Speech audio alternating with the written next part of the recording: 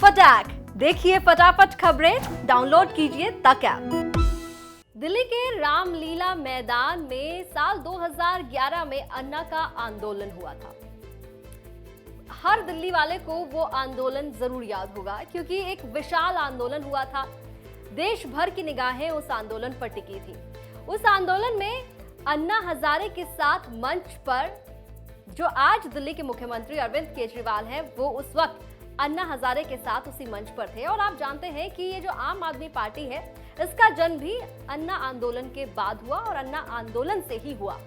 लेकिन उस वक्त पर अपना गुरु मानने वाले अन्ना हजारे को अरविंद केजरीवाल आज जो है वो भारतीय जनता पार्टी का एजेंट बता रहे हैं। दरअसल आम आदमी पार्टी की जो सरकार है दिल्ली में, वो इस वक्त अपनी शराब नीति को लेकर सवालों के घेरे में है। सीबीआई की जांच चल रही है। मनीष सिसोदिया के घर पर सीबीआई की रेड हो चुकी है और बैंक के लॉकर्स की भी जांच हुई है। लेकिन उसके बावजूद बार बार दिल्ली सरकार की ओर से ये कहा जा रहा है, आम आदमी पार्टी की ओर से ये कहा जा रहा है कि जांच तो हुई है, लेकिन उस जांच में निकला क्या ये बताया जाए। लेकिन अभी जांच पूरी नहीं हुई।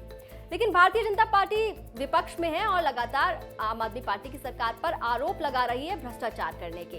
इस बीच आपको बता दें कि अन्ना हजारे अन्ना हजारे का एक खत सामने आया है। अन्ना हजारे ने दिल्ली के मुख्यमंत्री अरविंद केजरीवाल को एक खत लिखा है और ये कहा कि जब से आप दिल्ली के मुख्यमंत्री बने हैं, उसके बाद से मैं पहला खत लिख रहा हूं। और उस खत में अन्ना हजारे ने दिल्ली के मुख्यमंत्री अरविंद केजरीवाल को शराब को लेकर नसीहत दी है और ये भी याद दिलाया है कि आपने स्वराज किताब जो लिखी थी, उसमें शराब पर भी आपने कई गंभीर बातें लिखी थी। उसमें ये भी कहा था कि शराब दुकानें जो खुलती हैं, उसको लेकर महिलाओं की राय ली जाएगी। अगर 90% महिलाएं कहेंगी कि दुकान खुलनी चाहिए तो दुकान खुलेगी। लोगों से पूछा जाएगा, जनसभाएं होंगी और बहुत सारी बातें। ये भी कहा था कि लोगों के परिवार खराब हो जाते हैं शराब की वजह से। बहुत सारी बातें जो हैं अन्ना हजारे ने अपने खत के जरिए मुख्यमंत्री अरविंद केजरीवाल को लिखी। लेकिन अब जो है दिल्ली के मुख्यमंत्री अरविंद केजरीवाल से जब सवाल पूछा गया कि अन्ना हजारे भी आपकी आबकारी नीति पर सवाल खड़े कर रहे हैं, तो आप कैसे उनको जवाब देंगे। इस पर अरविंद केजरीवाल ने जवाब दिया कि भारतीय जनता पार्टी जिस तरह से आरोप लगा रही है, उनके आरोपों पर किसी को यकीन नहीं हो रहा है और इसीलिए अब भारतीय जनता पार्टी जो है वो अन्ना हजारे के कंधे पर बंदूक रखकर चला रही है। बयान आप खुद ही सुनिए कि क्या कुछ कहा अरविंद केजरीवाल ने अन्ना हजारे को लेकर। देखो, जब भी इनके पास ये कुछ कहते हैं और जब जनता इनकी सुनती नहीं है, तो फिर ये किसी को सामने लाते हैं। जैसे पंजाब के चुनाव के पहले इन्होंने कहा केजरीवाल आतंकवादी है, तो जनता हंसने लगी इनकी बातों पे। तो फिर इन्होंने कुमार विश्वास को आगे किया, बोले कुमार विश्वास से कहलवाया। अब इन्होंने शराब नीति में घोटाला हो गया। अब सीबीआई ने कह दिया कोई घोटाला नहीं हुआ। जनता इनकी बात नहीं मान रही।